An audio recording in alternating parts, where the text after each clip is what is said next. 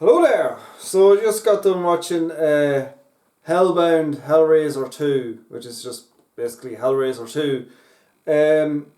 Now this one starred pretty much kind of the same cast as the first movie, except it had a big named actor in this one now, is Kenneth Carnahan, and he's been in a load of great films like Layer Cake and Magnificent and Oliver and what else is it? Yeah, like loads of like he's a big well known British actor. But anyway, so he kind of plays the because this movie picks up where the first movie left off, and it kind of, what do you call it? So Kirsty, like the main character, daughter character, she ended up in kind of a psychiatric hospital after her whole ordeal, which is kind of makes sense in a way. But her boyfriend they kind of just got rid of him straight away because they had like they pretty much says, well, he said the same weird wacky story, but to let him go home. I guess because he has parents, I guess, but because she doesn't, they decided to keep her. So so the main doctor, played by Kenneth, what's his name? Anyway, he's really intrigued by her and wants to know, you know, her story and what's going on and all that.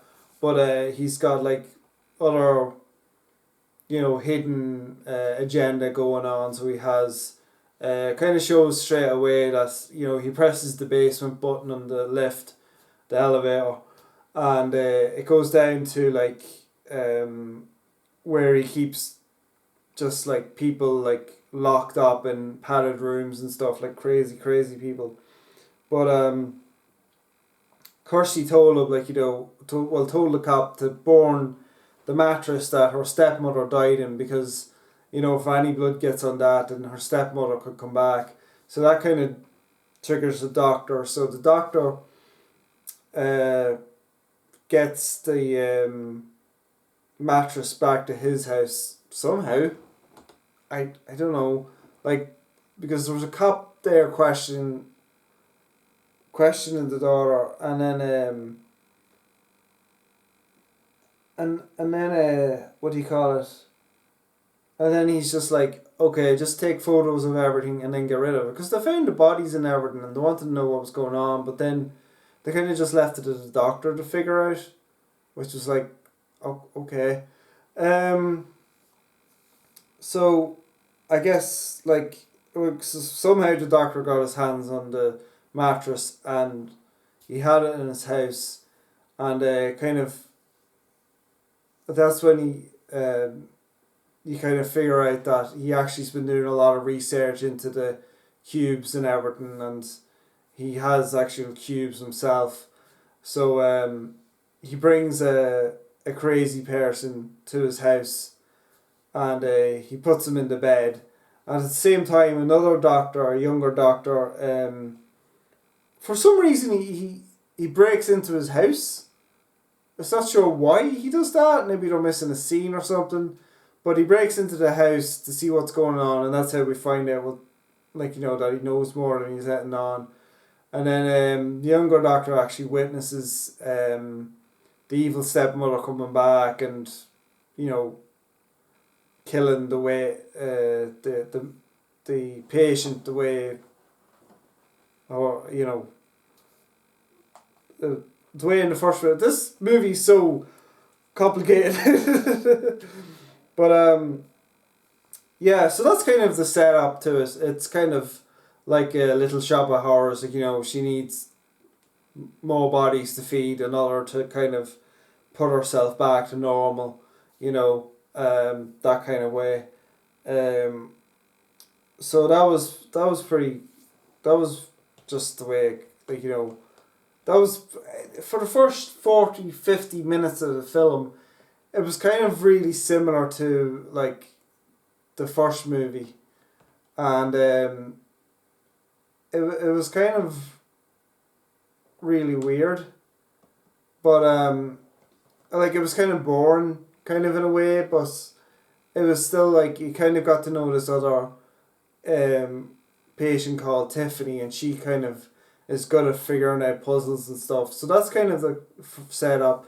Again, so we get kind of more backstory into the what's really going on, and uh, backstory into the demons, which is really good. And then you kind of get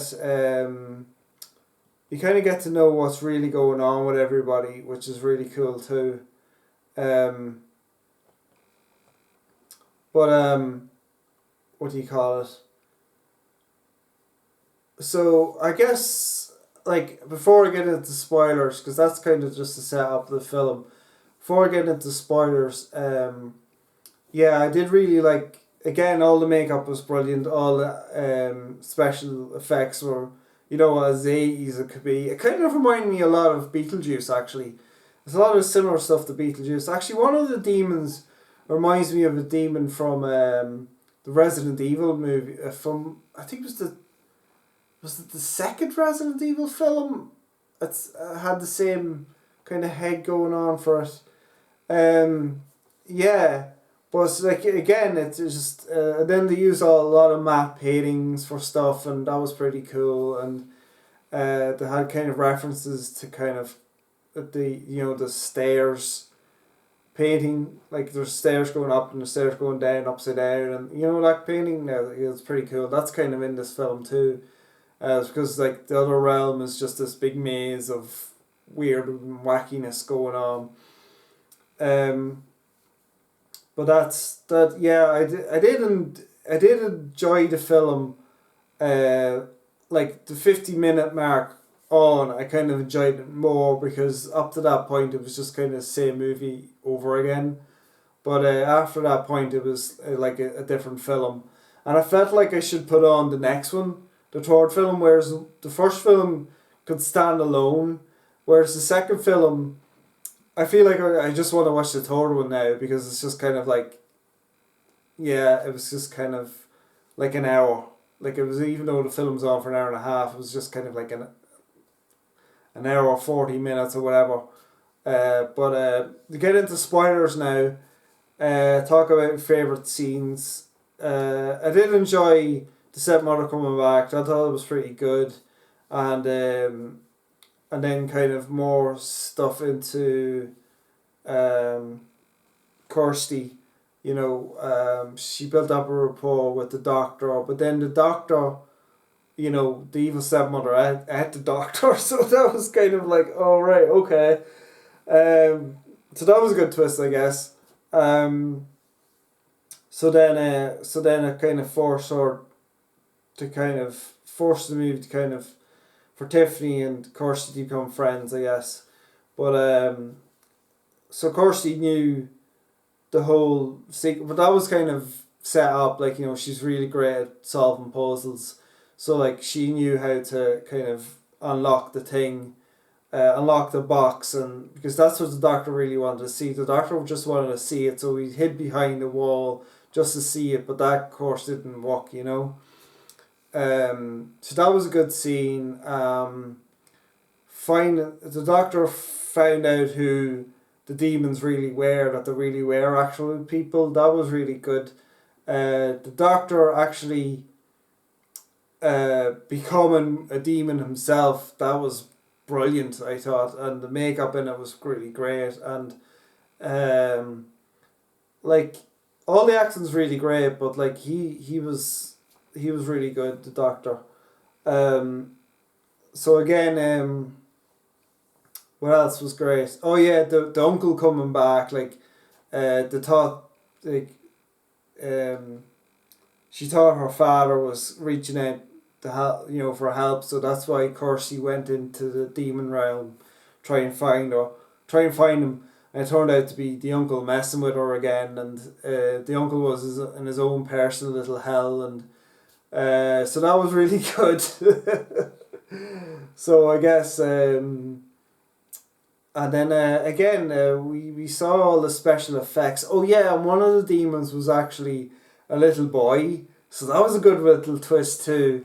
Um, yeah, so I don't know how there's going to be a third one. I guess I don't know. There's going to be there is a third one. I mean, I mean, how many? There's 8 movies altogether. So, but yeah, they were my favorite bits. Again, the special effects and everything was really good, and but again, it was all right. Like you kind of could fast forward through you know, the stuff with the stepmother because it's just kind of repeating the same stuff that went on in the first film. Up until like 45 minutes into the movie, and then you can kind of watch it from there. But that's it. I was kind of bored up until that point, but then it got really good then. So yeah, so there, recommend it. It was a good. It was a good. It wasn't a great sequel. Hopefully the third one's better. I don't know, but yeah, it was a pretty good sequel. Like it extended the storyline. It kind of it. I don't know where it's supposed to go from here now, but shall see. All right, so check out my timeline of I'm going to review all of these movies. Check out my previous movie reviews. I reviewed all the Conjuring movies and Insidious movies. And yeah, check out my channel, like and subscribe, and I'll see you later. Thanks for watching.